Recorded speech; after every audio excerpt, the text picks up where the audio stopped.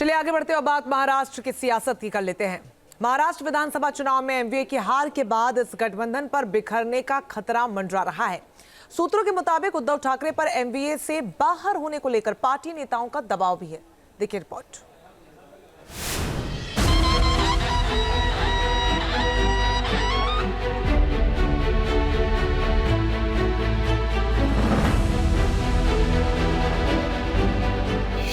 महाराष्ट्र में एमवीए पर मंडराया टूटने का खतरा। विधानसभा चुनाव में करारी हार ने उद्धव पर बढ़ाया एमवीए छोड़ने का दबाव। तो क्या महाराष्ट्र में बिखर जाएगी महाविकास आघाड़ी?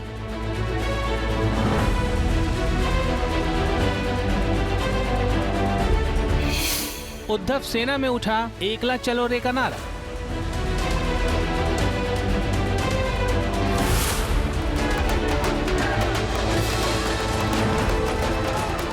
महाराष्ट्र विधानसभा चुनाव में महायुति की प्रचंड जीत के बाद अब विपक्षी गठबंधन एमवीए पर बड़ा खतरा मंडराने लगा है। अंदर खाने खबरें मिल रही हैं कि विधानसभा चुनाव के नतीजे के बाद उद्धव ठाकरे महाविकास आघाड़ी से बाहर हो सकते हैं। एमवीए से पीछा छुड़ाने के लिए शिवसेना यूबीटी के नेता कांग्रेस पर हार का ठीकरा फोड़कर उसे जिम्मेदार बताने में जुट गए हैं। एक ना एक दिन तो शिवसेना को खुद के बलबूते पे महाराष्ट्र में सत्ता में आना है, चलो आज नहीं कल।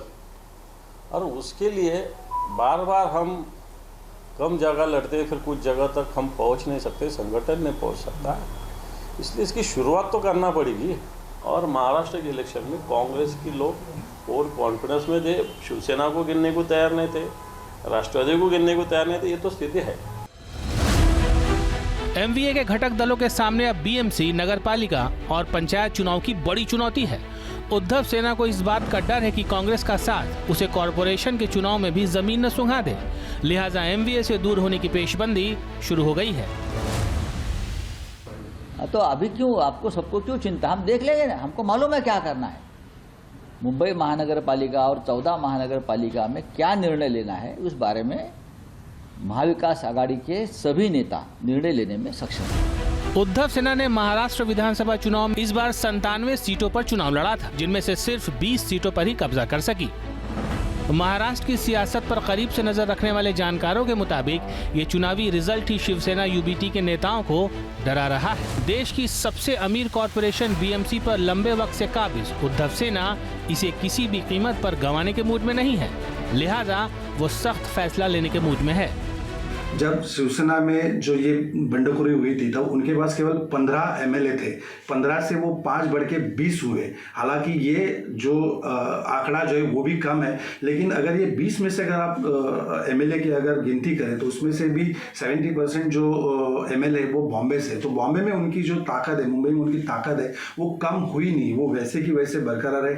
जहाँ जहाँ मुंबई में रिबेल हुआ था वो रिबेल जो है उसके खिलाफ उद्धव ठाकरे के गुट के जो उम्मीदवार है वो क्या है। तो आज भी मुंबई के ऊपर उद्धव ठाकरे की पकड़ अभी भी मौजूद है। गौरतलब है कि विधानसभा चुनाव के रण के बाद जब सियासी दलों के सामने कॉरपोरेशन और पंचायत लेवल का चुनाव चुनौती बनेगा, ऐसे में सीट शेयरिंग मुश्किल टास्क होगा और हर पार्टी को अपने कार्यकर्ताओं को तवज्जो देनी होगी। ऐसे में स्थानीय स्तर के इन चुनाव में कोई गठबंधन काम नहीं करेगा। तो आने वाला जो बीएमसी का चुनाव है वो हर पक्ष जो है वो अकेला लड़ेगा, क्योंकि जो सीट शेयरिंग है वो सीट शेयरिंग किसी भी हालत में ना महायुति ना महाविकास आघाड़ी को वो कर सकते हैं, क्योंकि बहुत सारे कार्यकर्ता नीचे काम करते हैं और हर एक को खुश रखना किसी भी पार्टी के लिए संभव नहीं है। तो आने वाला जो बीएमसी का इलेक्शन है मुझे नहीं लगता वहाँ वो महायुति या महाविकास आघाड़ी करके चुनाव लड़ेगा। वो अपने बलबूते पे हर कोई पक्ष जो है वो अपना पक्ष जो है वो स्ट्रेंथन करने के लिए लड़ेंगे। नई सरकार की ताजपोशी के बाद महाराष्ट्र में 45 स्थानीय निकायों के चुनाव की प्रक्रिया शुरू हो जाएगी। सूत्रों के मुताबिक चुनाव की समीक्षा बैठक के दौरान मतोश्री में उद्धव सेना के 20 विधायकों में से ज्यादातर ने एमवीए छोड़ने के पक्ष में राय दी है। कहा जा रहा है कि उद्धव ठाकरे पर अब एमवीए छोड़ने का दबाव बढ़ता जा रहा है। राज्य में विधानसभा चुनाव जरूर हो गए हैं, लेकिन मुंबई का रण अभी बाकी है। इसमें उद्धव ठाकरे का अंतिम इम्तिहान होगा। मुंबई से चेतन काशीकर के साथ team news nation. News nation अब व्हाट्सएप पर खबरों के ताजा अपडेट के लिए न्यूज नेशन के इस क्यूआर कोड को स्कैन करें।